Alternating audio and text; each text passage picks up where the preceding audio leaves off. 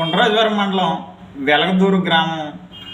ఈ గ్రామంలో ఉన్నటువంటి కోకో తోటల్లో దిగుబడి గురించి ఒకసారి చిన్న వీడియో చేయమని అక్కడి నుంచి ఒక రైతు మనల్ని అడగడం జరిగిందండి. దాని రూపేణా ఈ వీడియోని మనం చేయడం జరుగుతుంది.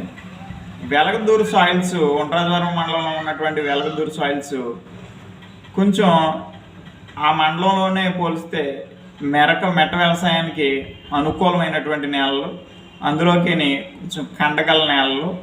ఇవి మనకి ఇతర అన్ని ఏరియాలతో కంపేర్ చేస్తే కొంచెం బలమైన నేలలుగా మనం నిర్ధారించడం జరిగింది. ఇటువంటి నేలలో కోకో పంటకు అత్యంతమైనటువంటి అనుకూలమైనటువంటి వాతావరణం, నేల యొక్క ఉదజని సూచిక ఉండటం పట్ల దీనికి ఎక్కువ దిగుబడి వచ్చే ఛాన్స్ మనకి స్పష్టంగా కనిపిస్తుంది. దీంట్లో సుమారు 7-8 క్వింటాలు రెగ్యులర్గానే మన ఫార్మర్ ప్రాక్టీసెస్లో తీయటం జరుగుతుంది. దీన్ని మనం 10 క్వింటాల వరకు కూడా ఖచ్చితంగా పెంచవచ్చు. మనం అలా పెంచాలి అంటే మన దగ్గర ఉన్నటువంటి కిట్ని కనుక ఉపయోగించినట్లయితే ఖచ్చితంగా వెలగదూరు కోకో తోటల్లో మనకి ఖచ్చితంగా 10 క్వింటాల దిగుబడి ఎకరానికి తీయటం జరుగుతుందని ఈ వీడియో ముఖంగా తెలియజేస్తున్నాను.